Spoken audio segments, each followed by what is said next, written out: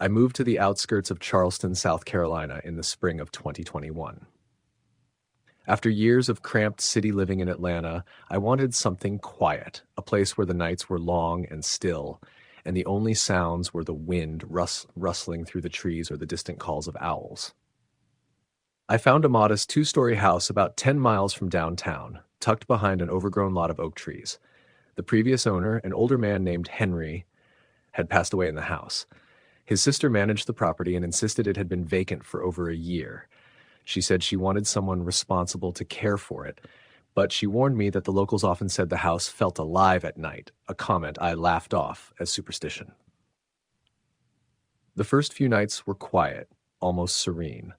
I would sit on the porch with a cup of tea, listening to the faint murmur of cicadas, feeling the calm settle over me.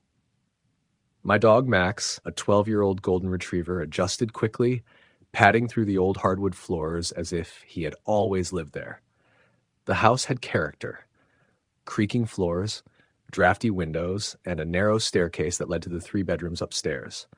At night, the house groaned softly, but I attributed it to the settling of the old wood. Around the second week, I began noticing subtle anomalies. The first was a cold draft that seemed to follow me from room to room, as despite all the windows being closed. Max would sometimes stop mid-step and stare at the empty corners, ears perked, fur slightly bristled.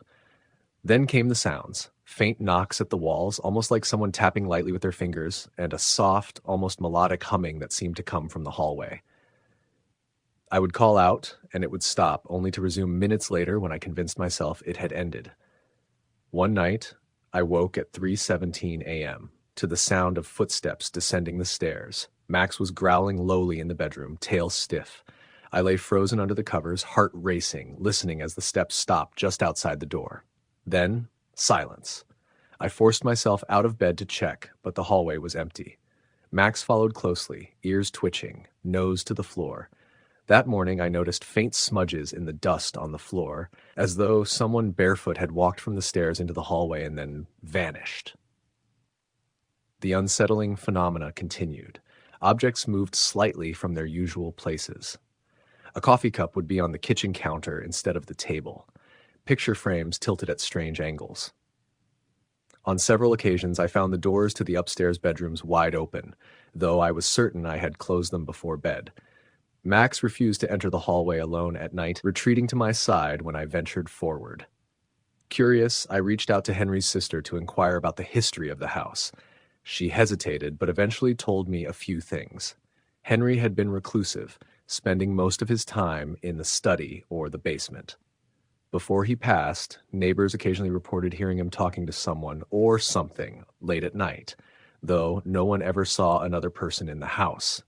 She admitted that she sometimes felt uneasy in the home herself, claiming the atmosphere was heavy, especially in the upstairs bedrooms. I began keeping a journal, documenting every strange occurrence, times, places, sounds, and even Max's reactions. Patterns emerged. Most incidents occurred between 2 a.m. and 4 a.m., always in the same areas, the hallway outside my bedroom and the staircase leading to the second floor. A week later, the first apparition appeared. I was in the kitchen drinking coffee when I caught movement out of the corner of my eye. At first, I thought it was Max, but he was lying at my feet. In the hallway, a figure stood, barely visible in the dim morning light that filtered through the window. It was a woman, thin, her long hair hanging loose around her shoulders. She wore a white dress that seemed almost ethereal. She didn't move or speak. She just stood and stared at me. My heart pounded. I blinked and she was gone. I researched local archives, hoping to identify her. I found a record of a young woman named Clara, who had lived in the house in the early 1960s. She had died under mysterious circumstances. Some reports suggested an accident, others hinted at foul play, though no one had been charged. Neighbors claimed she'd been seen walking the property at night before her death, sometimes speaking to herself as if frightened. As the nights wore on, the phenomena intensified. The humming became clearer, almost like a lullaby, soft but persistent. Footsteps echoed through the empty halls. Objects slid across floors as if moved by invisible hands. Max began growling at seemingly empty corners, and on more than one occasion I heard a soft whisper, almost imperceptible, calling my name. I began leaving small offerings, a candle, a glass of water, sometimes flowers, along the hallway where she appeared most often. The movements changed slightly, the footsteps grew quieter, less frequent, and the objects ceased moving as erratically. Max's behavior improved. He would cautiously walk the hallway without panic, though he never left my side entirely. One night, I decided to confront the presence directly. Sitting on the staircase with a candle, I called out, "Clara, if you're here, I want to help you. Can you tell me why you're still here?" The house was silent for several long minutes. Then I felt a cold breeze brush my face. A soft, trembling voice whispered, "I can't leave. I can't leave this place." I realized she was trapped, bound to the house by fear or unfinished business. I began nightly sessions, speaking to her, offering reassurance, and attempting to communicate with the small responses she offered. Taps, shifts of objects, faint shadows that moved in acknowledgement. I paid attention to the mirror in the hallway, where she appeared most frequently, and spent hours there, asking her to share memories, confront fears, and eventually release them. Weeks passed. The house gradually grew calmer. The footsteps almost stopped, the humming became faint, and Max could navigate the hallways without distress. One night, Clara appeared fully in the mirror's reflection. Her eyes, while hollow, seemed softer. She whispered, "Thank you," and slowly faded. The hallway remained quiet for the first time since I moved in. Over the next year, I lived in the house without incident. The once ominous atmosphere became peaceful. I could sleep through the night. Max no longer showed fear, and the house felt alive in a quiet, gentle way. Clara's presence lingered subtly, protective rather than haunting, as though she had finally found rest. Living in that house taught me a profound truth. Not all spirits linger out of malice. Many remain trapped by fear, trauma, or unfinished business. All they need is acknowledgement, compassion, and sometimes the patience to guide them toward peace. I left the house eventually, moving closer to the city for work, but I never forgot her or the lessons she imparted. On quiet nights, when I think back, I sometimes hear a faint hum in the distance, soft and comforting, like a whisper of gratitude carried on the wind. Story: the end. I moved to Vermont in late October, seeking isolation. My apartment was on the top floor of an old brick building in a small town just outside of Burlington. The town itself was quiet, the streets lined with maple trees that were beginning to turn brilliant shades of orange and red, their leaves crunching underfoot. The building had been standing since the 1920s, and from the outside it seemed to hum with a history I couldn't yet understand. The landlord had warned me about the heating system. It groaned and rattled, sometimes releasing bursts of steam that fogged the narrow hallways. I was fine with quirks. I wanted a place with character, and this certainly had it. The first few nights were ordinary. I unpacked, arranged my furniture, and tried to settle into the rhythm of the apartment. It was quiet, except for the occasional creak from the old floors or the distant bark of a dog. But on the third night, I noticed something unusual. I had been reading in bed, a small lamp casting a warm circle of light, when I heard a faint thumping coming from the apartment above mine. At first, I thought it was the building settling, but the sound was distinct, rhythmic, like footsteps pacing back and forth. I ignored it, telling myself people lived above me. But as the nights passed, the noises became more specific. There were knocks on the floor, soft creaks, and sometimes the unmistakable sound of someone walking right above my bedroom. Once I heard a drawer open. My curiosity overcame my caution, and I went upstairs, knocking on the door of my neighbor, only to find the apartment empty. The previous tenant, the landlord told me later, had passed away unexpectedly years ago, and the unit had been vacant since. I started keeping a journal, documenting the strange occurrences. Footsteps, whispers, items slightly moved. I began to notice that nothing was ever outright aggressive, just persistent. One night, I woke to the sound of my bedroom door slowly opening. I froze. The door wasn't locked, but I was alone. I could hear faint breathing, slow and deliberate.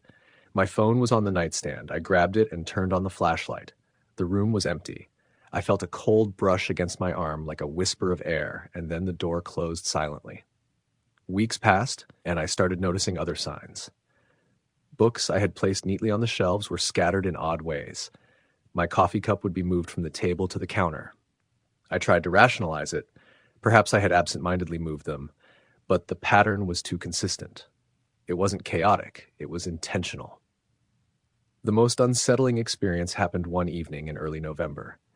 A storm had rolled in, heavy rain beating against the windows, the wind rattling the frames. I was in the kitchen making tea when I heard it, a voice, soft, almost a whisper, calling my name. I froze. The apartment was empty, the rain masking most sounds, but the voice was clear. Emily. I spun around, convinced someone had entered the apartment, but there was no one. My heart raced, and I stood frozen for what felt like minutes. The voice came again, the same slow, deliberate call. I could feel a presence behind me, not touching, just there. I whispered, "Who's there?" And the response was a faint sigh, almost mournful, brushing across the back of my neck. I felt the weight of someone watching, waiting, lingering. Sleep became difficult. I began setting small cameras, hoping to catch evidence, but when I reviewed the footage, nothing appeared. No shadows, no movement, only an occasional flicker of light, unexplained. I started leaving small notes around the apartment. "Are you okay? Do you want me to leave?" Sometimes the notes would be untouched. Other times they were moved slightly, sometimes folded, sometimes placed in another room. Once, one appeared on my bed with a single word written in delicate script: lonely. I researched the building's history. It had been a boarding house in the 1920s, then apartments for decades. Several tenants had died there over the years, some from illness, others from accidents. No records indicated anyone particularly lingering, but the feeling of presence was undeniable.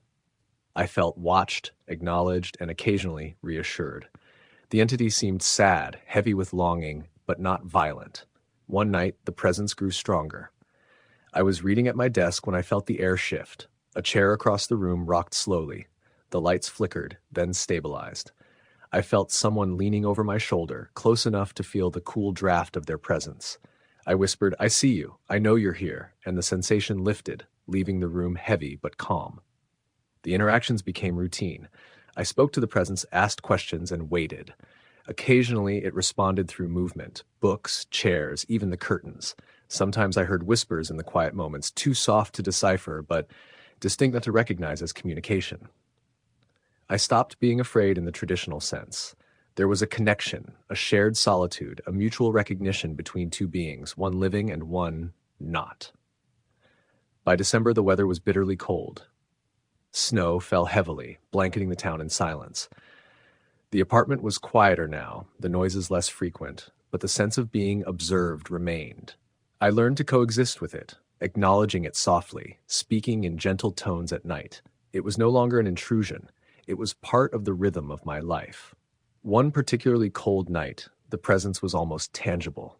I was lying in bed when I felt the brush of cold air across my cheek and the faint scent of lavender, delicate and fleeting. I whispered, "You're safe," and the air seemed to settle, warm and still. The rocking chair moved once more, slowly, then stopped. I sensed it had left, at peace, finally. Afterward, the apartment returned to ordinary silence. No footsteps, no whispers, no subtle movements. But the memory of the presence lingered, a gentle reminder that some spirits are not malicious, merely bound by grief or longing, and sometimes all they need is acknowledgement. I never forgot it, never dismissed it, and though I moved away months later, I could still feel her presence in quiet moments. The soft rustle of the wind, the faint creak of old floorboards, the sensation of being watched with care, not threat. Years later, I often think back to that apartment. The experience changed my understanding of fear, of loneliness, and of the unseen. Not every haunting is violent. Some are echoes of life that linger, waiting for recognition. And in the quietest moments, I still feel her watching, a presence that is no longer frightening, but a subtle, constant reminder that connection exists beyond the tangible, that acknowledgement can transform fear into understanding, and that even those who have passed can leave a trace of companionship behind. Story the end. I moved to a small town in western Pennsylvania in late October, chasing a quiet life after years of city chaos. I had taken a job at a local clinic that required me to be on call sometimes, and I wanted a place far enough from the center of town to feel isolated but close enough to the highway so that work was convenient. I found a 2-story house on a narrow country road at the edge of a wood line. It had clearly been built in the early 1900s with faded white clapboards, a sagging porch, and windows that rattled in the wind. The landlord assured me that it had been empty for a few months and that the previous tenants had moved suddenly, but nothing in the house would compromise me or my belongings. I didn't question it, eager to get a quiet place of my own. The first day was spent unpacking and exploring the place with Max, my golden retriever. He was usually relaxed wherever we went, but in this house, he hesitated at the threshold, his tail low, ears back, sniffing the air and then looking up at me with a nervous expression. I laughed it off and told him it was just new surroundings. He followed me inside slowly, pausing at the top of the stairs in the corners of the living room. I didn't think much of it at first, assuming he was just being cautious. That first night, I struggled to sleep.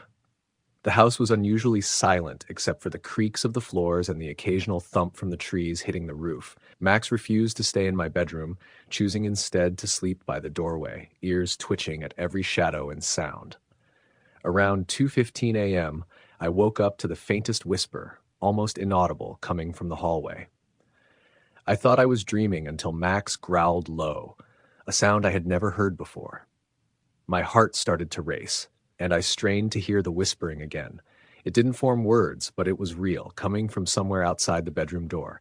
I grabbed the baseball bat I kept under the bed, my hands shaking. "Hello?" I called out in a voice I barely recognized as my own. The whispering stopped immediately. Then I heard footsteps, slow and deliberate, moving down the hall. Max growled, pacing in front of me, hackles raised. The footsteps paused outside my bedroom door, then continued down the hallway and faded away. I lay awake the rest of the night, staring at the ceiling, unable to breathe normally. The next morning, I noticed small things out of place. A chair was slightly shifted, a blanket folded differently, the kitchen drawer slightly ajar. Nothing major, but enough to make me uneasy. I started keeping a notebook next to the bed, jotting down every strange event, doors opening or closing, items moving, whispers, Max's unusual behavior. By the end of the week, the activity had increased. Doors would open and close on their own, objects disappeared and reappeared in odd places, and I often heard muffled murmurs coming from rooms I wasn't in. Max refused to go upstairs, whining softly if I tried to take him. He would sit at the bottom of the stairs, growling at corners, staring at spots that looked empty to me. I tried to rationalize it, blaming drafts, my imagination, or Max's sensitivity to new places, but deep down I knew something was off. One morning I went to speak to a neighbor, an elderly woman who had lived in town for decades. I asked about the house's history, and she hesitated before answering. The house, it's old. People who've lived there, they've always felt watched. Some hear footsteps, voices, some leave suddenly, she said, lowering her voice. Years ago, a young woman died in that upstairs bedroom. Circumstances weren't clear. Some say her spirit never left. I nodded, trying to act casual, but a chill ran down my spine. That night, the house seemed different. Shadows seemed heavier, clinging to corners even when the lights were on. I was sitting in the living room trying to read when I heard the faucet running in the kitchen. I ran to turn it off. When I touched the handle, the water stopped immediately. Then came the footsteps. This time upstairs, pacing, deliberate and frantic. Max barked. The sound, frantic and panicked, froze, clutching the bat. I decided to investigate, flashlight in hand. As I walked upstairs, I felt a cold draft, though all the windows were closed. At the end of the hallway, I saw her, a woman in a long, faded dress, pale, her hair floating as though underwater. She didn't move toward me, but I could feel her presence, heavy and sorrowful. I whispered softly, "I mean no harm. I just want to live here in peace." She lingered for a moment, watching, then slowly vanished. The footsteps and whispers stopped, but the air remained cold, charged, and heavy. After that night, I knew I couldn't stay. I began packing quietly, careful not to disturb anything that might provoke her further. Max stayed close, alert and nervous. I left at dawn, not looking back. The house stood silent behind me, shadowed and waiting. Even months later, in my new apartment in town, I sometimes hear faint whispers late at night or catch movement out of the corner of my eye. I tell myself it's my imagination, a remnant of living in that old farmhouse. But when the house is quiet and the wind blows just right, I swear I can feel her presence, patient, sorrowful, and waiting in that old home at the edge of the woods. The next thing I did after leaving was try to research more about the house. Public records were limited. There were mentions of families moving in and out, some leaving abruptly, sometimes for work, sometimes for personal reasons, but no explicit cause. I found an old newspaper clipping from 1964 detailing the death of a woman named Margaret Klein. The article was brief, the tone careful, almost as if the reporter didn't want to mention the true circumstances. She had died in the upstairs bedroom, reportedly alone, under unclear circumstances. Some reports hinted at a domestic dispute, some suggested an accident, but nothing definitive. That fit with what the neighbor had told me. Margaret never really left the house. I remember the day I found that clipping. I was sitting in the public library, the winter sun dim and gray through the tall windows, and Max resting beside me. A librarian had helped me dig through the archives, and when I saw her name, a shiver went down my spine. I kept thinking about the night I had seen her, the cold presence in the hallway, the feeling of being watched. It all made sense now. I started keeping a journal at my new place. Sometimes I write down dreams, sometimes recollections of sounds I think I hear when I'm alone. One recurring dream involves the hallway in that old farmhouse. I'm walking toward the bedroom, and she's there at the end of the hall. She doesn't speak, but the sadness in her eyes is tangible, pressing against my chest. I wake up with Max staring at the corner of the room, ears flat, growling softly. I've tried to explain it to friends. Some think it's just stress, that I've projected the story of Margaret Klein onto an old house, that my imagination is overactive. Maybe that's true. But I don't think so.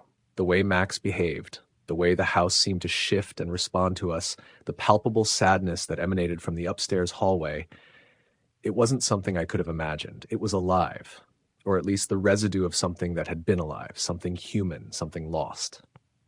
I've learned to live with the idea, though. I leave lights on when I sleep, keep Max close, and never stay too long in silence. The sounds sometimes come back, soft whispers, fleeting shadows, but I no longer panic. I tell myself that she isn't dangerous, only lonely, only trapped, and sometimes late at night I think she's listening, patient and sad, waiting for someone to notice her. Story the end.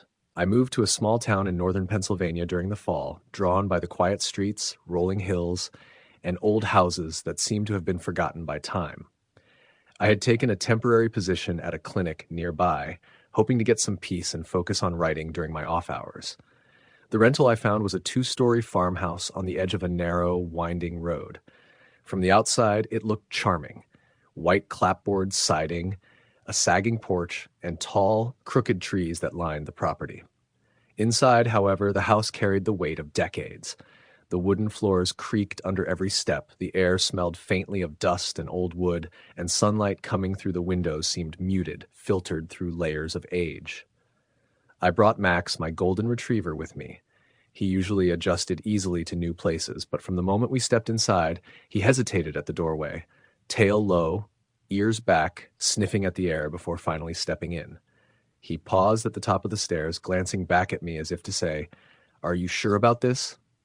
I laughed it off, attributing it to his usual sensitivity in unfamiliar spaces. The first night was restless. The wind rattled the windows, and the floors groaned as the house settled. Max refused to sleep in my bedroom, curling up instead near the door, ears twitching at every creak. Around 2:15 a.m., I woke to a faint whispering. At first, I thought it was a dream, but Max bolted upright, growling low in his throat. The whispering didn't form words, but it was deliberate, coming from the hallway outside my room. I gripped the baseball bat under my bed, my hands trembling. "Hello?" I called, voice barely more than a squeak. Silence answered. Then came the sound of footsteps, slow, deliberate, moving down the hall. Max growled, pacing along the edge of the bed. The footsteps stopped outside my bedroom door, lingering for a moment before fading into the distance. I lay awake until dawn, unable to calm my racing heart. The next morning, I noticed small things out of place. A chair had shifted slightly, a blanket folded differently, the kitchen drawer ajar. Nothing dramatic, but enough to make me uneasy. I started keeping a notebook by the bed, documenting every odd occurrence, doors opening or closing, items moving, whispering, Max's unusual behavior. By the end of the week, the activity had increased. Doors would swing open and shut, objects would fall off shelves, and I would occasionally hear muffled murmurs from rooms I wasn't in. Max refused to go upstairs, whining and staring at empty corners.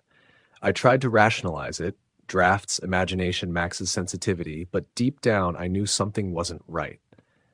One morning I visited a neighbor, an elderly woman who had lived in town for decades, and asked about the house's history. She hesitated. People who've lived there, they always felt watched.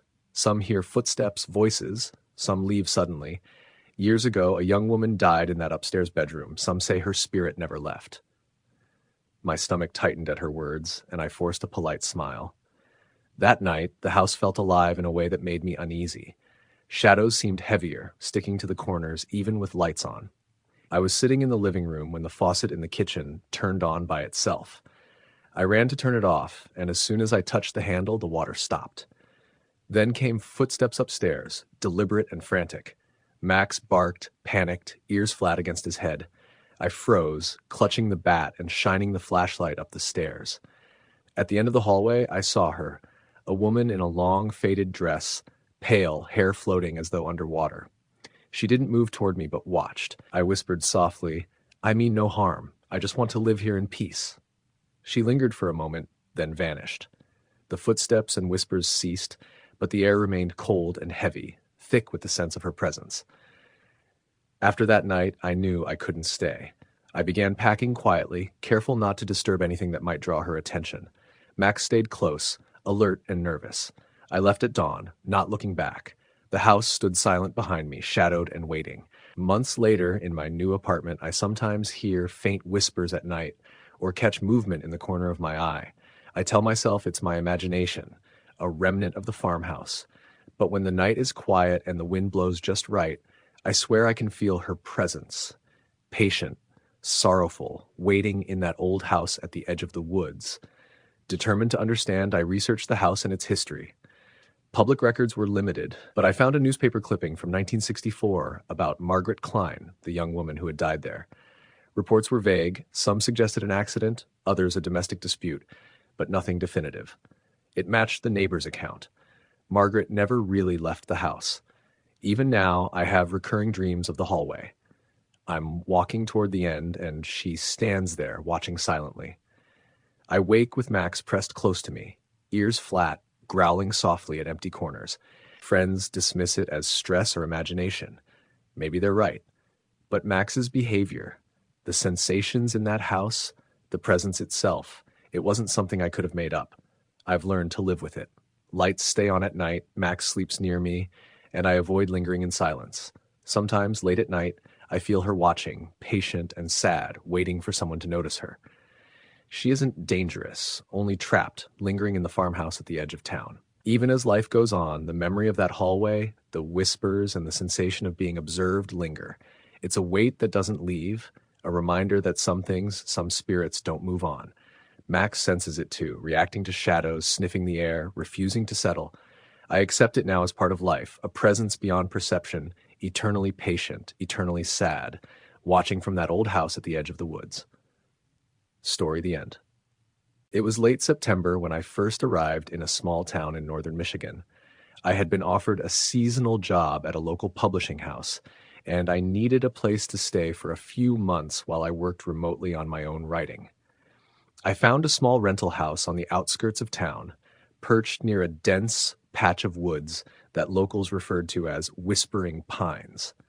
The house had been built in the 1930s, and it carried the musty smell of old wood and years of neglect.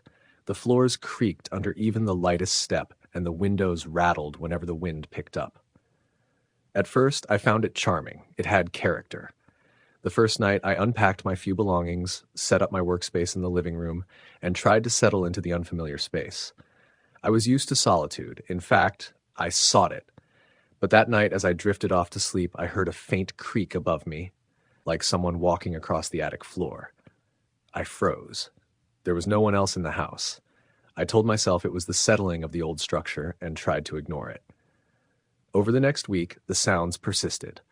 Footsteps pacing slowly in the hallways, doors creaking as if being opened and closed gently, the soft murmur of voices that seemed just beyond comprehension. I tried to rationalize it. The house was old. The wind could make noises in the eaves. I was tired from travel, but the more I tried to explain it away, the more insistent it became. One night around midnight, I woke to the sound of someone breathing in the hallway outside my bedroom. Slow, deliberate breaths that I could feel as much as hear. I sat up, heart pounding, and listened.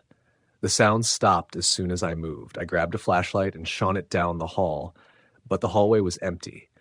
The only thing there was a faint chill in the air that made my skin prickle. I tried to return to sleep, but the sense of being watched lingered.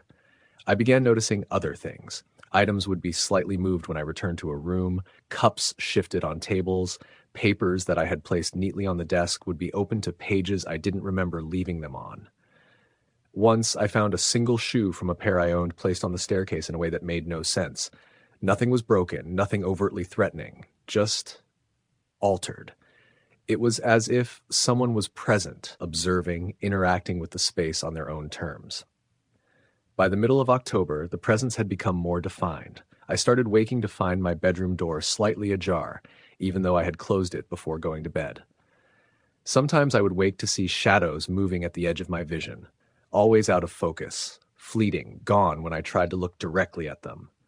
I tried talking to it. "Who's there?" I would whisper, my voice trembling. Most times, there was no response, only silence. Occasionally, I would hear a faint whisper back, a single word or my name, repeated softly as if the house itself were speaking. I started keeping a journal of the occurrences, trying to make sense of what was happening. Footsteps, whispers, objects moved, patterns emerged. They were subtle, deliberate, never violent. The presence seemed to be testing boundaries, interacting in small, controlled ways. I realized I was not being hunted or threatened. This was something else, something trapped, perhaps, or waiting, or simply lonely. One night during a particularly fierce storm, the activity reached a new level. Rain battered the windows, wind rattled the old frame of the house, and I was sitting at my desk writing when I felt the air shift. A chair across the room rocked slowly, as if someone had just stood and sat again. The temperature dropped suddenly, so sharply that my breath fogged in front of me, and then I heard it, a soft sigh, coming from the hallway. A human sigh, heavy with sadness and longing. I stepped toward the hallway, calling out softly, "I see you. I know you're here. Are you okay?" The sigh stopped. Silence filled the house. I lingered for a few moments, then returned to my desk, heart racing. It was the first time I felt a sense of connection rather than fear.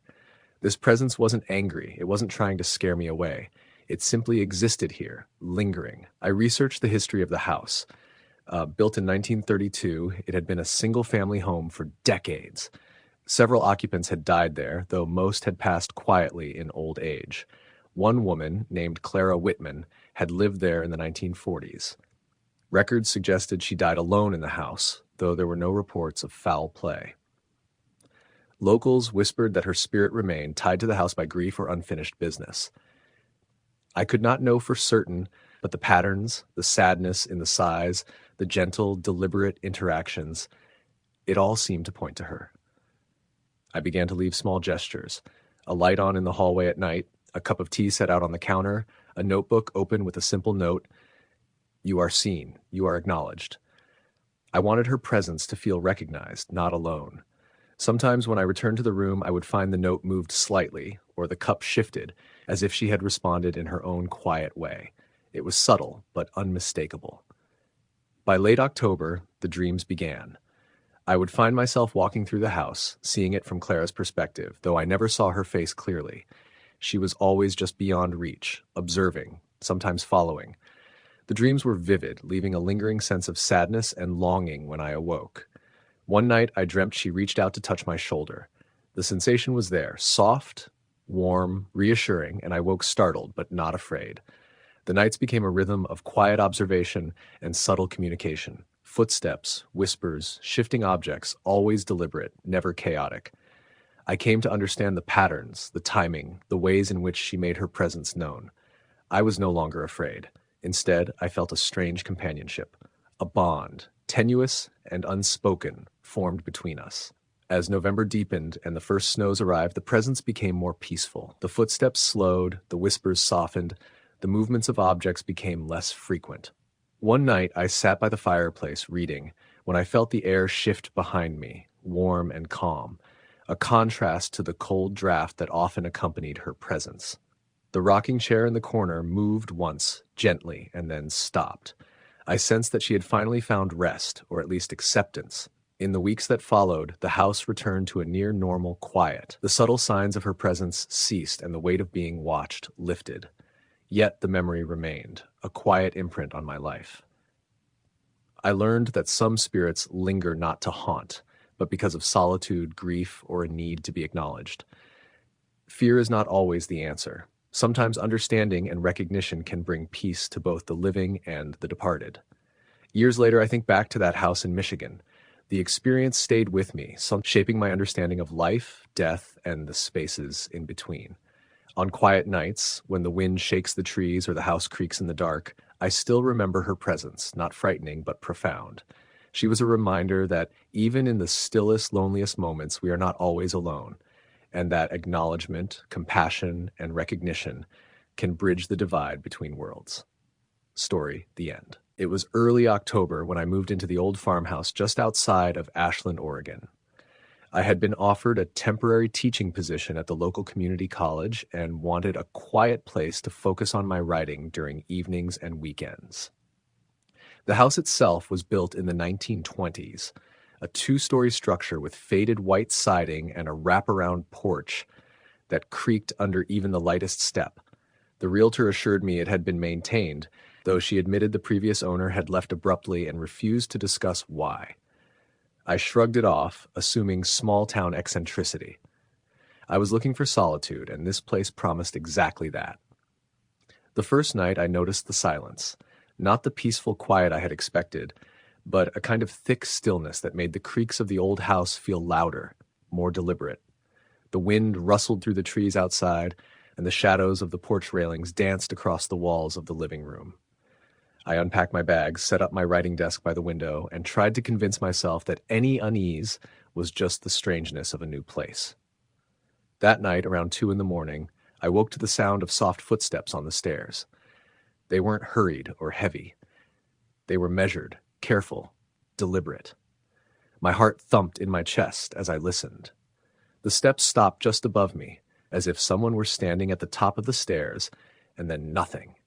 I told myself it was the house settling, or perhaps a raccoon had found a way inside.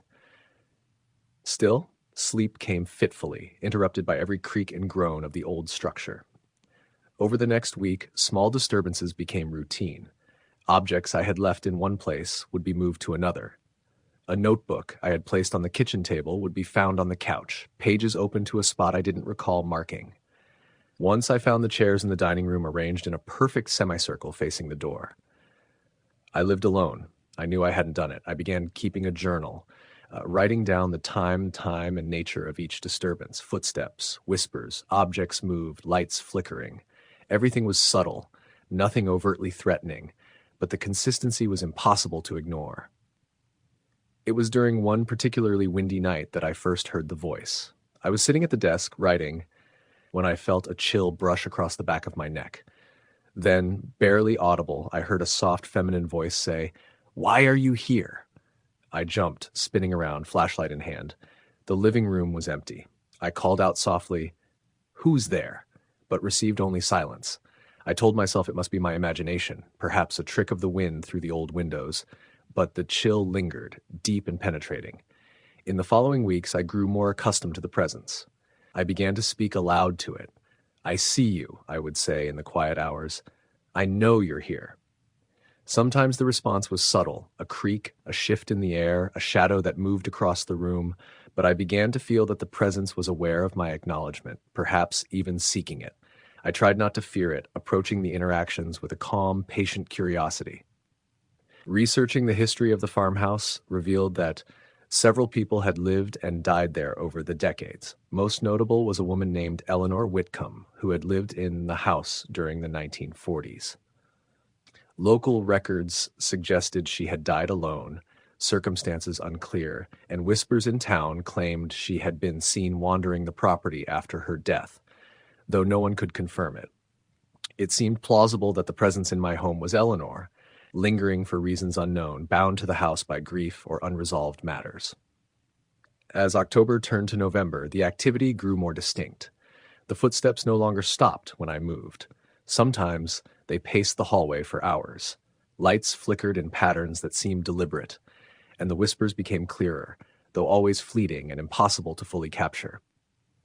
One evening, I awoke to find the bedroom door wide open. I had closed it before sleeping. Standing in the doorway, I could see the outline of a figure, faint, almost translucent. I froze, unable to move, and the figure simply watched me for a long moment before fading into the shadows. My breath caught and my heart raced, but I didn't feel threatened, only deeply observed. In the days that followed, I experimented with communication. I left notes in different rooms, simple questions. Are you okay? Do you need me to leave? Occasionally, I would find the notes altered, refolded neatly, moved to a spot I hadn't left them. One morning, a note appeared on my writing desk, in handwriting I did not recognize. Lonely. It was my first clear response. I sat at the desk for hours, staring at the word, feeling a mixture of fear and profound empathy. This presence was not malicious. It was isolated, reaching out in the only way it could. The dreams began soon after. Each night I would dream of the house from Eleanor's perspective, wandering the rooms silently, observing, lingering. She never spoke in my dreams, but her presence was palpable. I would wake with a feeling of her gaze, a profound sadness that seemed to seep into the walls themselves.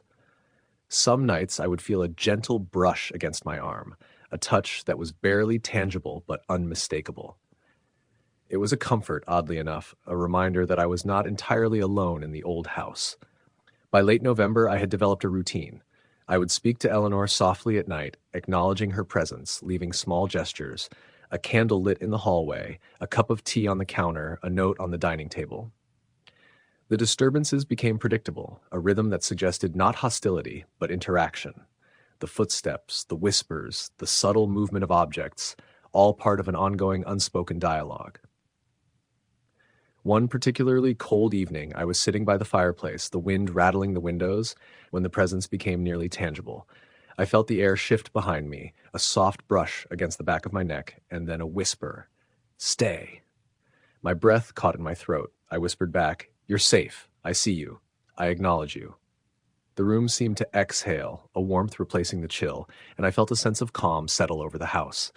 The rocking chair in the corner moved once, gently, and then stopped. It was a subtle farewell, a sign that Eleanor had found a measure of peace. In the following weeks, the activity diminished. The footsteps slowed, the whispers faded, the subtle rearrangement of objects ceased. The house returned to a quiet that was normal, almost mundane. Yet the memory of Eleanor's presence remained, a gentle imprint on my understanding of solitude, grief, and acknowledgement.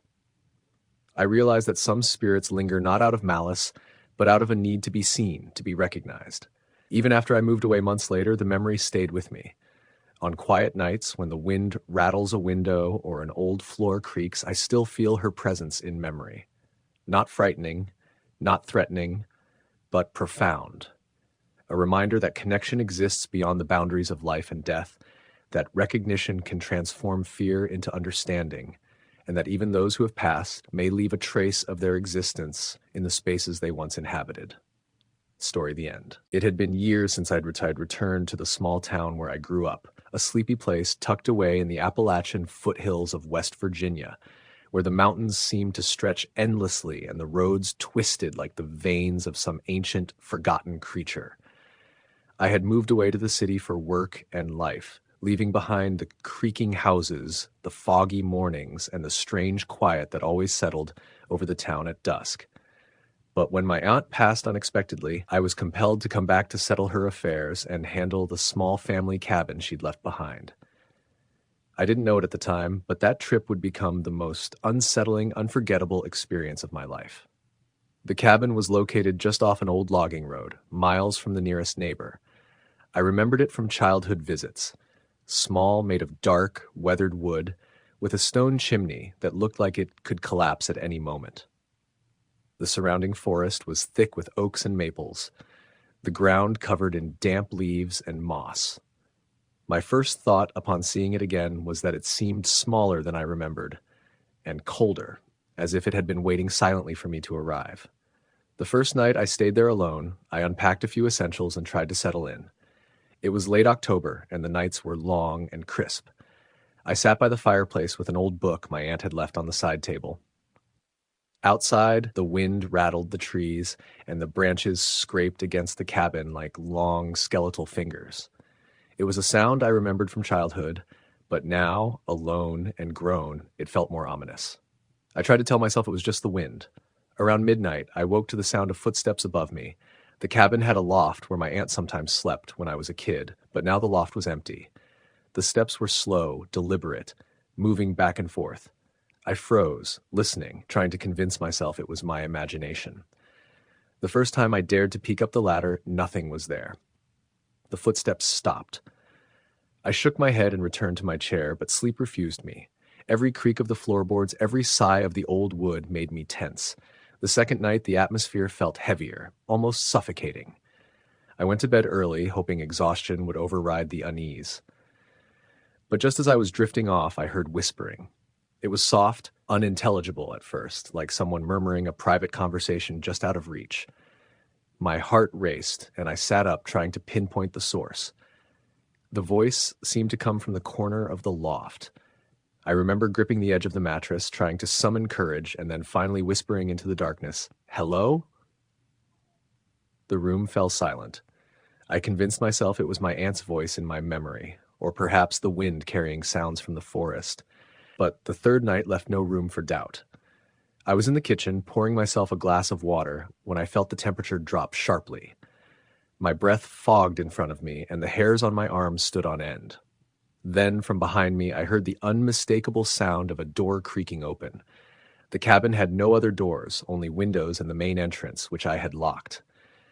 I turned slowly. The kitchen was empty, but the pantry door swung open gently, and though I was sure I hadn't touched it, I stepped toward it, feeling a chill crawl down my spine. The door banged shut before I could reach it, and the whispering started again. This time, it was clearer. A single word: leave. I stumbled backward, my glass of water shattering on the floor. I told myself to calm down, that it was stress and grief mixing with the old, eerie house. But I could feel it now, the presence in the cabin, moving in the shadows, just out of sight. Over the next few days, the encounters grew more frequent and specific. I would wake to find objects moved, books, cups, even my aunt's old rocking chair facing the corner of the room. Sometimes the rocking chair would be moving on its own, slowly, as if someone had just stood up from it. The whispering became more articulate, forming fragmented sentences. "You shouldn't be here," it said one night. Another night, "He's still here." I started sleeping in the living room instead of the loft. One night, in the dead of early morning, I awoke to the sound of breathing directly over my head. My eyes snapped open. A shadow crouched at the foot of the loft ladder, a form just dark enough to suggest a person, but not solid enough to be human. I couldn't see a face, only the outline of a hunched figure. It didn't move toward me. It simply watched. The next morning, I decided I couldn't stay alone any longer. I called my sister, hoping she could come for a visit and bring some sense of safety. She agreed to drive over, and I counted the hours until she arrived. But even during the day, the cabin refused to be normal. I felt eyes on me in every room, and sometimes in the reflection of the window, I thought I saw movement behind me that didn't belong to anyone. When my sister arrived, she was skeptical at first. "It's an old cabin," she said. "You're letting your imagination run wild." But that night, she experienced it too. She awoke screaming, saying she felt hands on her shoulders, pressing her down into the bed. I could feel the pressure myself as she sobbed, trying to explain what she felt. Neither of us slept for the rest of the night. By the fourth night, we had started to piece together a history of the cabin from the neighbors. They told stories about my aunt's father, who had lived there decades ago.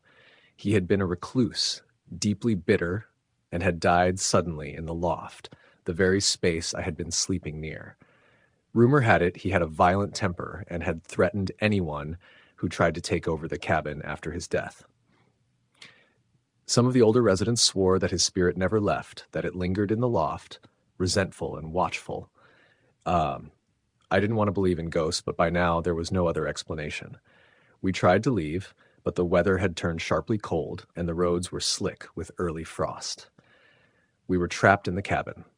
That night, as the wind howled and the trees scratched against the windows, the shadow returned. This time, it wasn't crouched. It was standing in the middle of the room, motionless, dark against the dim light of the fireplace. It didn't speak, didn't move, but the air grew thick, heavy with anger or sorrow, I couldn't tell which.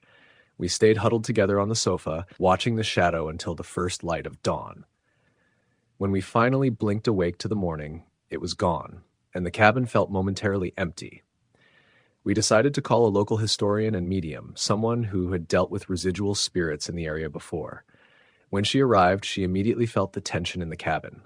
She walked through each room, murmuring prayers and blessings, and finally stood in the loft. She told us that the spirit was angry, not evil, but trapped. "He doesn't understand death," she said, "and he doesn't know you mean no harm." We stayed one more night, and under the medium's guidance, I spoke aloud to the presence. I apologized for intruding, explained that I was only there to honor my aunt, and asked him to move on.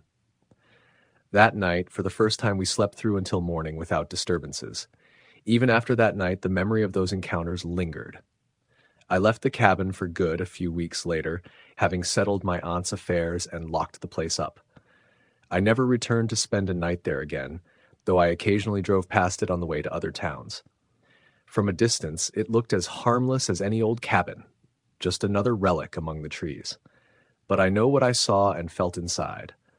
I know the cold weight of the air when the shadow leaned near, and the sound of those whispered words that made my skin crawl. I still think about it sometimes, lying awake in my apartment in the city. Sometimes, when the wind rattles the window, I swear I hear a faint creak of wood above me, like the cabin in West Virginia, and for a moment I feel the same dread I did that first night. But then I remind myself I'm safe here, far from the old logging road and the shadow that waited in the loft. Still, deep down, I know that some part of that place and him remains, somewhere between the trees, waiting for the next visitor, brave or foolish enough to sleep under the old roof.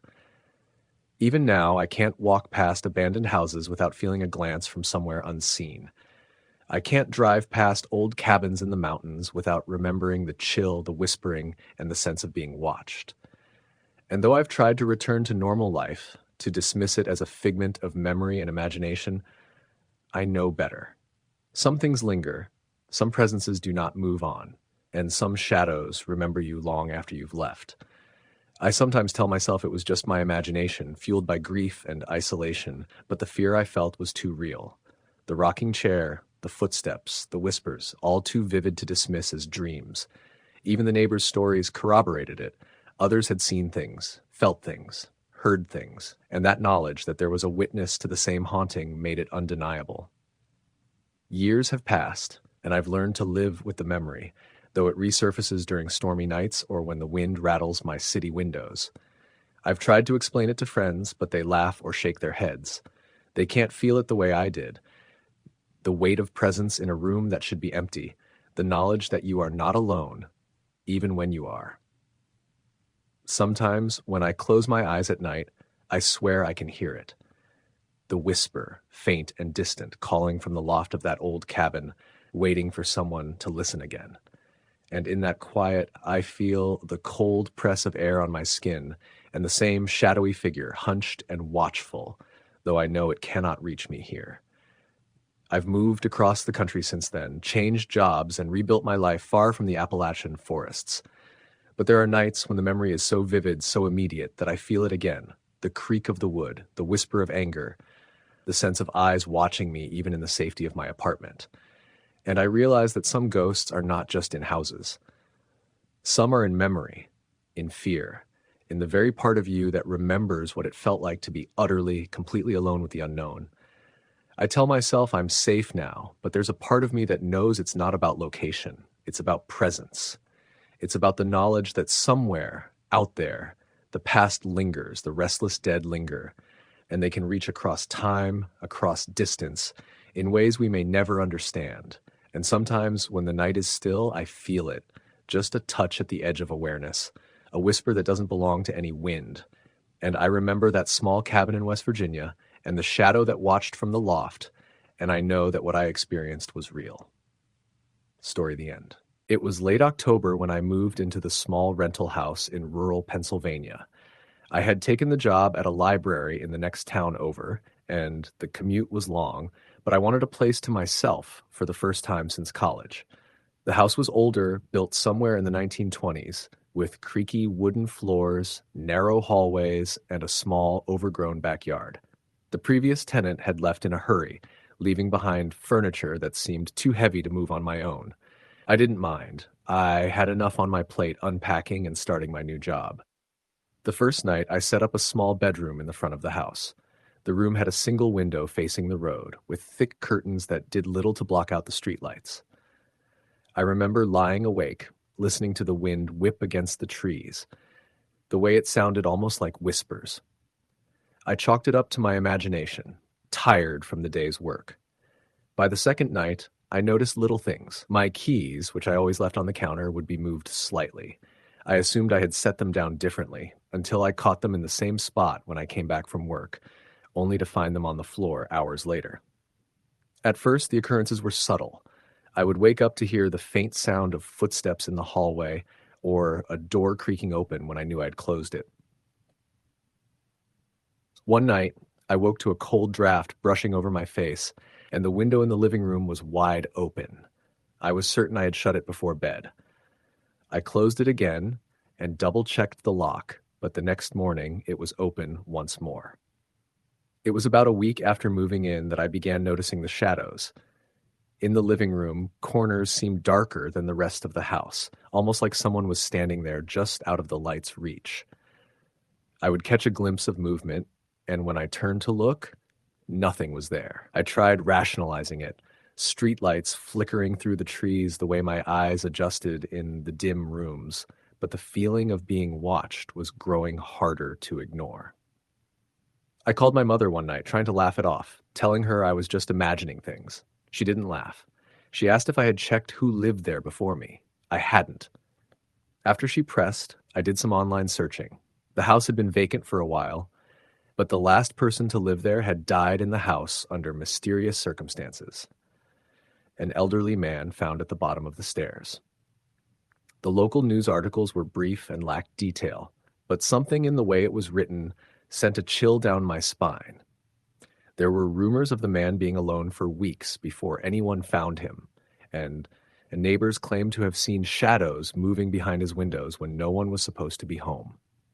I tried to push it from my mind, but that night I heard the sound of heavy breathing outside my bedroom door. I froze, listening. The sound came from the hallway just beyond my door, slow, deliberate.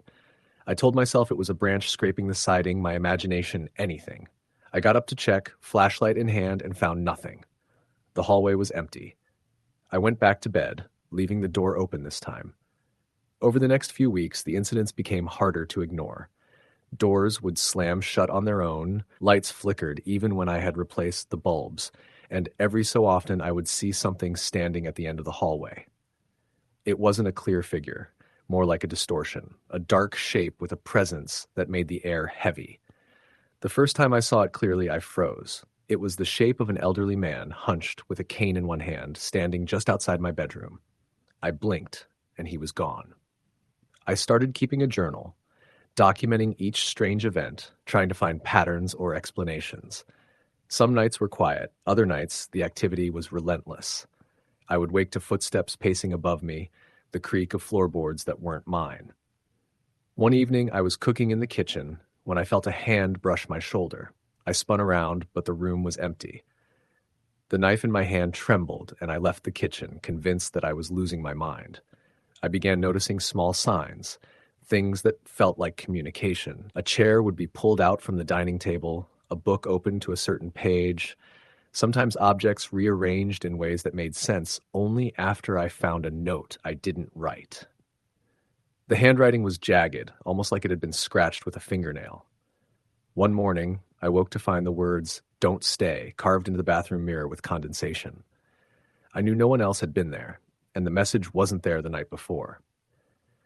Sleep became impossible. I would lie in bed, heart racing, hearing whispers I couldn't make out. I tried recording the sounds at night, leaving my phone on the dresser. When I played back the audio, there were low, unintelligible murmurs, almost like a conversation happening just beyond the edge of hearing. Sometimes I could swear I heard my own name being called. One night, desperate for normalcy, I invited a friend over. I told her about the noises, the moving objects, everything. She laughed, thinking it was my imagination, until she saw it herself. We were sitting in the living room when the shadow appeared at the far end of the hallway. It moved slowly, deliberately, then stopped, and we could see the outline of a face. Her reaction changed immediately from amusement to fear. She wanted to leave. I told her I would drive her home, but when we went to the door, it wouldn't open. The knob spun uselessly. Then the lights went out. Total darkness. We spent what felt like hours trying to open the door. Then, with a sudden jolt, the lights flickered back on and the door opened easily. My friend left without a word. I locked the door behind her, heart hammering. That night, I slept in the car. After that, I knew I couldn't ignore the presence any longer. I contacted a local historian, hoping to learn more about the house. He told me that the previous owner, the elderly man, had been a recluse for decades. There were rumors he had been abusive, though no one alive could confirm. His death had been ruled accidental, but locals whispered about curses, about how he had never left the house even in death. I tried everything, burning sage, sprinkling salt, even speaking aloud that I didn't want him there. Nothing worked. The presence grew stronger, almost like it was testing me, watching, waiting. I started noticing things during the day too. Shadows in the corners of rooms, cold spots that followed me, the faint smell of tobacco and old wood that no one else could smell. The breaking point came one night when I woke to the sound of my own voice calling out in the darkness. I was alone, and yet I was repeating words I didn't remember speaking. The shadow appeared at the foot of my bed, taller this time, looming. I could feel its weight, the oppressive cold pressing down on my chest. I wanted to scream, to run, but my body wouldn't move. In the morning, I found the journal I had kept on the floor. The pages were wet with something, and the words I had written were smeared. Across the top of the page, written in the same jagged script as before, were the words, "Leave now." I knew then that I couldn't stay. I packed my things as quickly as possible, leaving behind nearly everything. The house seemed almost alive, creaking and groaning as if protesting my departure. As I drove away, I looked back once. Through the window, I saw the shadow standing at the front door, watching me leave. I've stayed elsewhere since then, but the memories linger. Sometimes I wake in the middle of the night, convinced I hear footsteps in my apartment. I tell myself it's nothing, just the pipes or the wind. But deep down, I know what I felt in that house, the oppressive presence that didn't belong to this world, the eyes that watched me in the dark. I've learned to avoid the road near that house now. On rare occasions, when I pass by during the day, it looks empty and quiet. But I know better. I know that house waits for the next person to move in, for the next soul to feel the weight of something that refuses to leave. Even now, sometimes I dream of that hallway, the shadow at the end, the cold that never left me. I wake up with my heart pounding, hearing faint footsteps outside my bedroom door, even though I'm hundreds of miles away. It's a reminder that some presences are persistent, patient, and impossibly determined. I've tried to tell people about it, but no one believes me. It's easier to laugh it off, to pretend it was stress or imagination.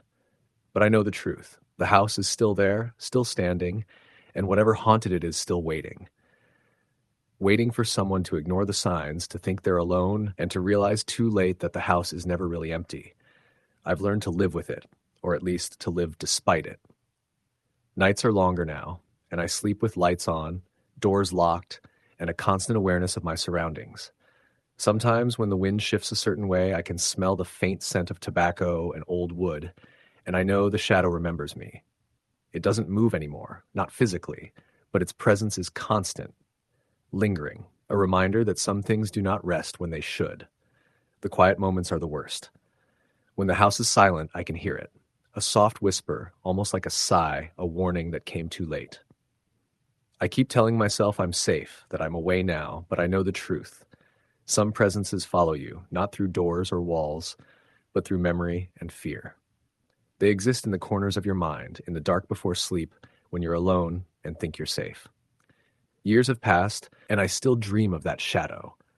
I still hear footsteps that aren't mine, feel the chill that isn't caused by weather, see movements that vanish the moment I look directly at them. I've moved multiple times, but a part of me knows it doesn't matter. Some encounters leave marks that cannot be erased, shadows that do not fade.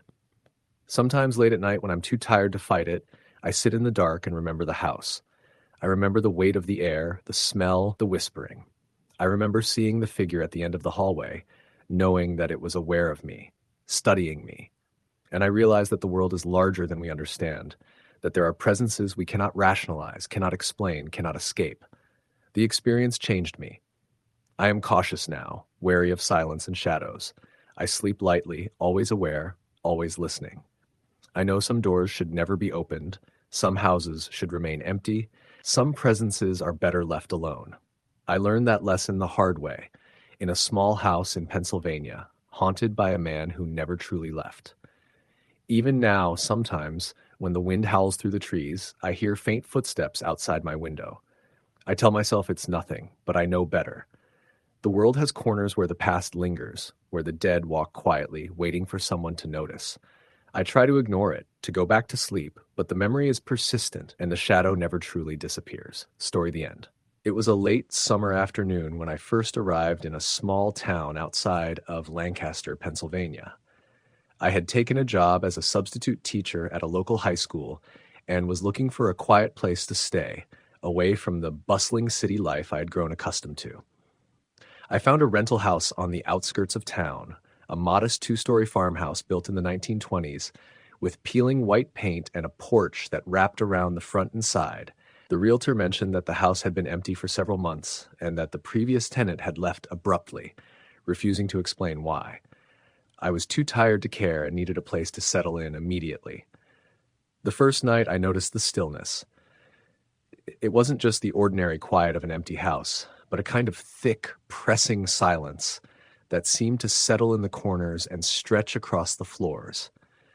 The wind rattled the windows intermittently, and the old floorboards groaned under my own steps. I told myself it was just the house settling. Old buildings had quirks, and I tried to relax. But sleep was uneasy. The slightest creak or whisper of sound startled me awake. Within a few days, small, inexplicable events began to occur. Books I had placed on the living room shelf were found on the dining table. A cup I left on the counter would appear on the windowsill. At first I chalked it up to my own forgetfulness, though I am normally a meticulous person. Then came the footsteps. At first they were faint, like someone pacing in the hallways above me. I would pause, listening, heart thudding. But when I investigated, the upstairs rooms were empty. Nothing seemed broken, no sign of entry, just evidence that someone or something had been there. One night, around midnight, I woke to a soft whisper. It was so quiet I could barely hear it over the hum of the wind through the trees. Then I heard my name, drawn out slowly. Anna.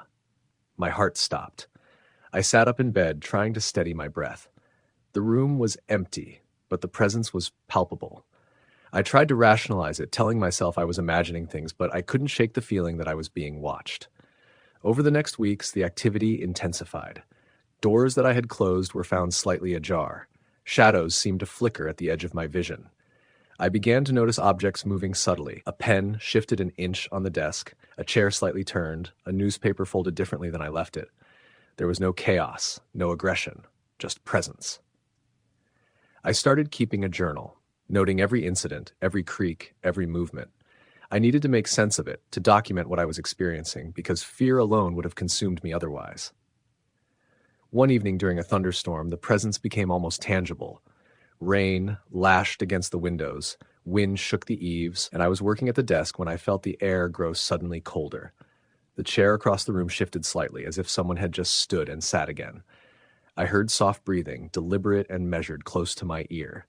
My hands shook as I held the pen, trying to write, trying to convince myself I was imagining it. I whispered, "I see you. I know you're here," and the breathing stopped. For a moment, there was only the sound of the storm outside. Curious and desperate for understanding, I began researching the history of the house. It had been built in 1923 and had served as a private residence for decades. Several occupants had died there over the years, most from natural causes. One woman, Eleanor Whitaker, lived there during the 1940s and passed away alone in the upstairs bedroom. Local folklore claimed she lingered after death, tied to the house by loneliness and unresolved matters. There were no documented reports of hauntings, but townspeople whispered about strange occurrences and unexplained noises in the house when it was vacant. By late September, I began experimenting with communication.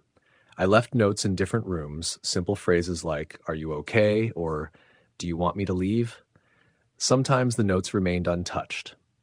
Other times they were moved, folded, or appeared in a different room. One morning, a note appeared on my desk with a single word written in delicate script, "Lonely." My heart pounded as I realized I was not just imagining this presence, it was interacting with me. Dreams soon followed. Each night, I dreamed of the house from Eleanor's perspective. She wandered silently through the rooms, never speaking, always observing. Sometimes I would see her standing by the window, looking out toward the woods, and feel her profound sadness. I woke from these dreams with an ache in my chest and the lingering sensation of being watched. Occasionally, I would feel a gentle touch on my shoulder, soft and fleeting, as if reminding me she was still there. By mid-October, the presence had become a routine part of my life. I no longer feared it in the traditional sense. I spoke aloud at night, leaving small gestures. A candle lit on the hallway table, a cup of tea left on the counter, a note on the dining table saying, "You are seen, you are acknowledged." The interactions became a rhythm. The footsteps paced at night, objects shifted slightly, and the whispers came and went, a quiet dialogue that I was beginning to understand. One particularly cold night, I was sitting by the fireplace when the air shifted behind me. A whisper, soft and deliberate, said, "Stay." My breath caught. I whispered back, "You're safe. I acknowledge you," and the room seemed to exhale. The rocking chair in the corner shifted once, gently, and then stopped. It was the closest thing to a farewell I could imagine, and I felt that Eleanor had finally found peace. In the weeks that followed, the disturbances diminished. Footsteps slowed, whispers faded, and objects remained in place. The house returned to a quiet I could describe as normal, but the memory of Eleanor's presence lingered. I realized that some spirits linger not to frighten, but because of unresolved longing, isolation, or the need for acknowledgement. Fear alone cannot explain such phenomena. Understanding, recognition, and respect can transform fear into connection, even across the divide of life and death. Years later, when I think back to that house outside of Ashland, I still remember the feeling of her presence. Not threatening, not hostile, but profound. A reminder that the living and the departed can share a space, communicate, and find peace through acknowledgement. On quiet nights, when the wind rattles a window or a floorboard creaks unexpectedly, I still feel her watching. A soft imprint of a life that lingered, not to haunt, but to be remembered. Story the end. It was late October when I decided to take a trip back to the small town in northern Pennsylvania where I had grown up. Life in the city had worn me down. The constant noise, the endless fluorescent lights, and the sense of being trapped in a concrete jungle made me crave something quieter, something familiar. My parents had passed years ago, and my childhood home had been sold to strangers, but I still had my grandparents' old farmhouse on the edge of town, sitting abandoned for nearly a decade. I hadn't been there since I was a teenager, and though I remembered it as cozy and welcoming, I also remembered the strange things that seemed to happen there when no one else was around. The drive was long, the roads twisting through forests that had begun to shed their autumn leaves, leaving the ground littered with oranges, reds, and yellows that rustled under the tires. As I approached the farmhouse, the sun was dipping behind the hills, casting long shadows that seemed to stretch unnaturally across the fields. The house looked smaller than I remembered, but it was still charming in a weathered, old-fashioned way. The paint on the siding was chipped, and the windows reflected the fading light like dull eyes. I unlocked the front door and stepped inside, the familiar scent of dust and old wood greeting me. The air was cooler than outside, and I shivered slightly as I set down my bag. I decided to explore before nightfall. The living room still had the old fireplace where my grandfather used to read, and the furniture, though covered in dust, was arranged just as I remembered. The kitchen was dark, the cabinets closed, and the floor creaked under my steps. Upstairs, the bedrooms were untouched, the sheets on the beds yellowed with age. That first night, I tried to settle in, lighting a fire in the fireplace and making myself some tea. Outside, the wind rustled the bare branches, and the occasional howl of a distant animal echoed across the fields. I tried to focus on a book, but the house seemed to have a presence of its own. Every time I turned my head, I thought I saw movement in the corner of my eye. I told myself it was just my imagination, fueled by memories and the isolation of being alone in a house I hadn't visited for years. Around midnight, I woke to the sound of footsteps above me. The attic, which had always been locked, was directly over my bedroom. The steps were slow, deliberate, moving back and forth. My heart raced as I tried to convince myself it was the house settling. But the sound was too rhythmic, too intentional. I grabbed my phone to use the flashlight and slowly climbed the stairs to the attic door. It was locked, just as it always had been. I leaned my shoulder against it and pressed my ear to the wood, listening. The footsteps stopped immediately. I backed away, my heart hammering, and returned to my bed, unable to shake the feeling that I was being watched. The next day, I explored the barn behind the house. It had fallen into disrepair, the roof sagging and the walls streaked with mildew. Inside, I found old tools and remnants of farm life. Rusted plows, a broken wheelbarrow, and empty animal stalls. As I walked through, I felt a sudden drop in temperature, the kind that makes your skin prickle and your breath visible in the air. I turned quickly, but no one was there. I chalked it up to the wind blowing through the broken roof, but an uneasy feeling lingered. That night, I tried to sleep early, but sleep was elusive. Around 2 a.m., I awoke to the sound of a door creaking open.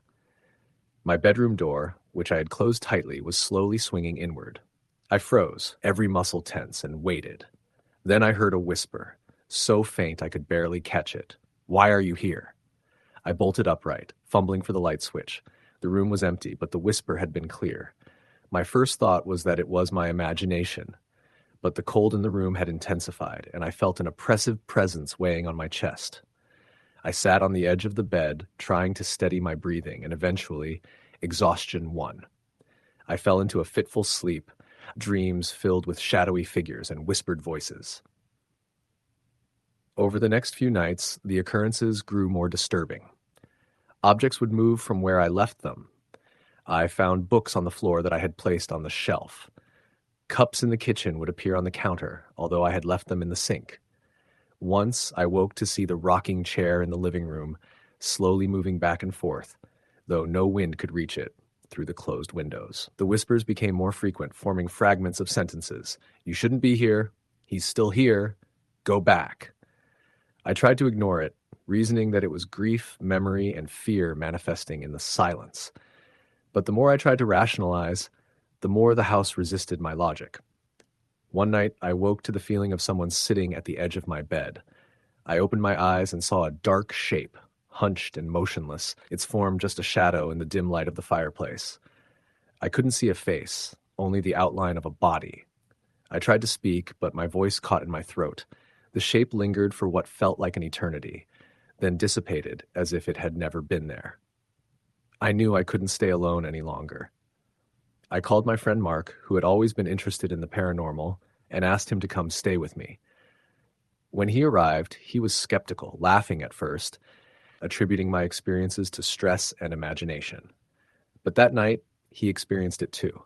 He woke screaming, saying he felt hands on his shoulders, pressing him down, and that he saw a shadow move across the room. I felt it myself, the chill, the weight in the air, and the undeniable sense of being watched. We spent the following day researching the history of the farmhouse. Local records showed that my grandparents had purchased it in the late 1800s, and there were notes of previous owners who had left abruptly, citing strange occurrences and feelings of unease. One neighbor, an elderly woman, recalled stories of a man who had died in the house many decades ago, a recluse who had been protective, even violent in his own home. The legend said his spirit never left, restless and resentful of anyone who occupied the house after him. Determined to confront whatever was in the house, we decided to conduct a makeshift ritual of respect and communication.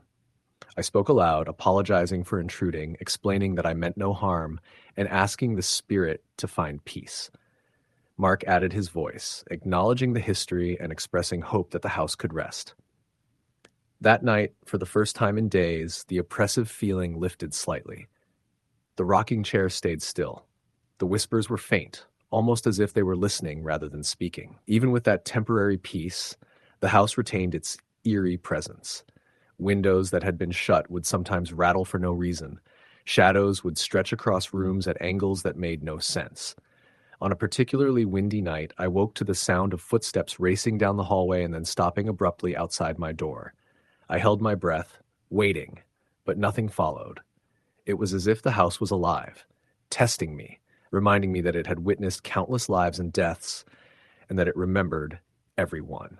Eventually, I realized I had to leave for good. Mark helped me pack, and we locked the farmhouse, leaving it to the wind, the trees, and whatever spirit lingered inside. The drive back to the city felt like leaving a part of myself behind. I tried to shake off the memory, the lingering fear, but I couldn't.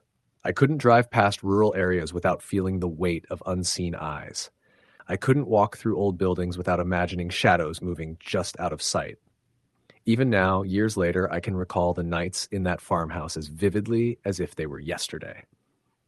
I remember the cold pressing on my chest, the whispered words, the rocking chair, the figure at the edge of my bed.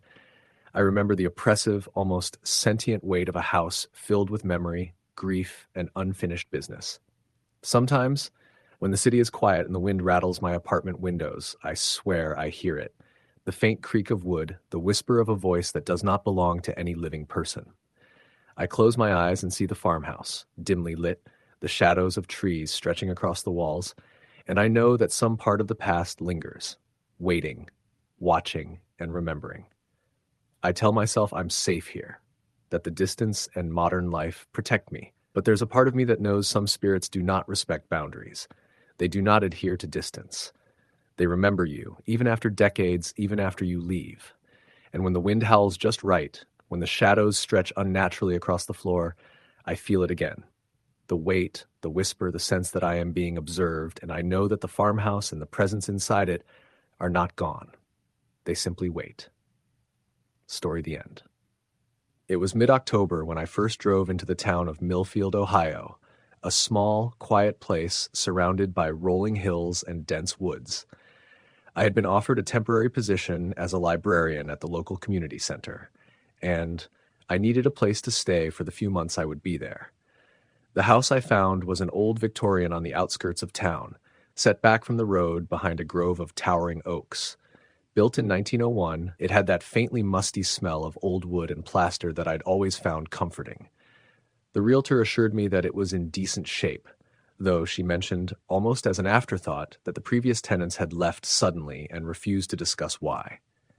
I shrugged it off. I was tired, and it was quiet, exactly what I wanted. The first night, I noticed how heavy the silence was. Not the kind of calm you expect in a rural area, but something thicker, almost tangible, pressing down around me. The wind rattled the window panes, and the old floors groaned under my own steps. I tried to tell myself that it was just the house settling, that old houses had quirks, but sleep did not come easily. Every creak and groan startled me awake. Within a few days, the subtle disturbances began. Objects moved on their own, ever so slightly. A book I had left on the living room table would be found on the kitchen counter. Cups shifted a few inches when I returned from another room. At first, I blamed my own absent-mindedness, but the frequency made it hard to ignore. Then I began hearing footsteps, not the hurried sound of someone intruding, but soft, deliberate steps pacing the hallway upstairs. I would sit at my desk, frozen, listening, and the steps would stop as soon as I moved. When I finally ventured upstairs with a flashlight, the rooms were empty. Nothing broken, no evidence of forced entry, just an impression that someone had been there. A week later, around midnight, I woke to a whisper. It was soft at first, almost indistinguishable from the wind rattling the old windows, but then I heard it clearly, my name, drawn out slowly. Clara. My heart froze. I sat up, eyes wide, listening. The room was empty, yet I felt a presence, deliberate and patient. I whispered, "Who's there?" And the only response was a soft creak of the floorboards in the hallway. Over the next few weeks, the occurrences intensified. Doors I had closed would be found slightly ajar, shadows flickered at the corners of my vision, objects moved subtly.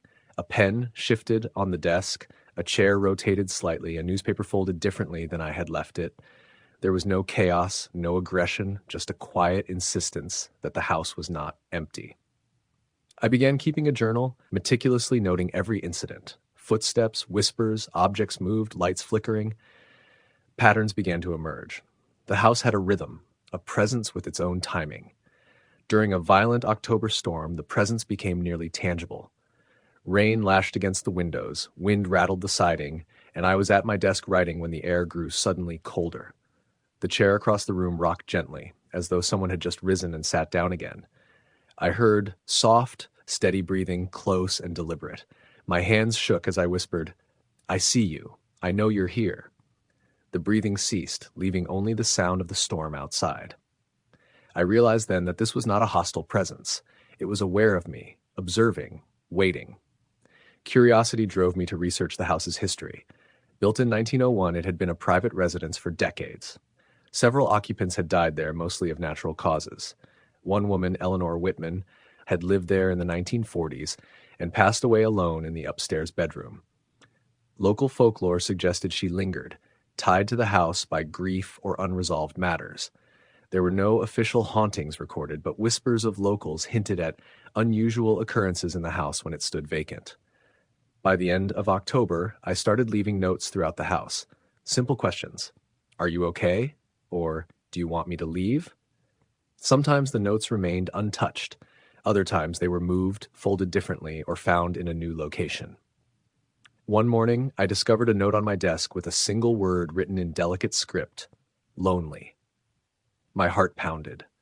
The presence was communicating intentionally, seeking acknowledgement. Dreams soon followed. Night after night, I found myself moving through the house from Eleanor's perspective, silent and observant. She never spoke, but her presence was palpable. I would wake with a lingering ache, a deep sense of her sadness pressing into me. Occasionally, I would feel a soft brush on my shoulder, fleeting but unmistakable, as if she were reminding me she was there. By mid-November, the presence had become a routine part of my life. I spoke to it gently at night, left candles on tables, small cups of tea, notes saying, "You are seen, you are acknowledged." The footsteps, whispers, and object movements became a quiet dialogue, a rhythm I learned to read. I no longer felt fear. Instead, there was companionship, an unspoken bond that existed between the living and the lingering spirit.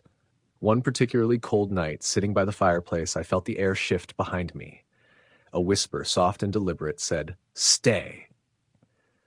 My breath caught, and I whispered back, "You're safe. I acknowledge you." The room seemed to exhale. The rocking chair in the corner shifted once, gently, then stopped. It felt like a farewell, a sign that Eleanor had finally found peace. In the weeks that followed, the disturbances diminished. Footsteps slowed, whispers faded, and objects remained where I placed them. The house returned to a quiet, normal rhythm, yet the memory of her presence lingered. I realized that some spirits linger not to frighten, but because of loneliness, grief, or a need to be recognized. Fear can be replaced by understanding, acknowledgement, and respect, allowing the living and the departed to coexist peacefully. Even after I moved months later, the memory stayed. On quiet nights when the wind rattles a window or a floorboard creaks unexpectedly, I still feel her presence. Not threatening, not hostile, but profound. Eleanor Whitman's spirit remains a reminder that the living and the departed can share space, communicate, and find peace through recognition. Some spirits linger simply to be seen, leaving subtle but lasting imprints on those who take the time to notice them. Story the end. It was the middle of August when I decided to take a solo trip to the mountains of West Virginia. I had always loved the isolation of the Appalachian wilderness, the kind of silence that presses against your ears and makes your own thoughts feel loud. I rented a small cabin near the edge of a state park, remote, rustic, and supposedly off the radar of most tourists. The cabin was old but sturdy, built of dark pine logs with a stone chimney and a porch that overlooked a small clearing in the woods. There was no cell service, which I thought would be perfect for disconnecting from the world. The first day was uneventful. I unpacked, explored the surrounding trails, and set up a small fire pit outside. By nightfall, the forest had swallowed all traces of daylight, and the only sounds were the soft rustling of leaves and the distant cry of an owl. I went to bed early, exhausted from the hike, and for a while the silence was comforting. But around midnight, I woke to the sound of something scratching against the cabin walls. It was faint at first, almost like branches brushing against the logs, but it persisted, slow, deliberate, and unnervingly rhythmic. I sat up in bed, straining to hear. The scratching stopped. I told myself it was a raccoon or a bird, anything rational, and drifted back to sleep. That night, I dreamt of a man standing at the edge of the clearing, watching me. He wore old, ragged clothes, and his face was pale, hollow-eyed.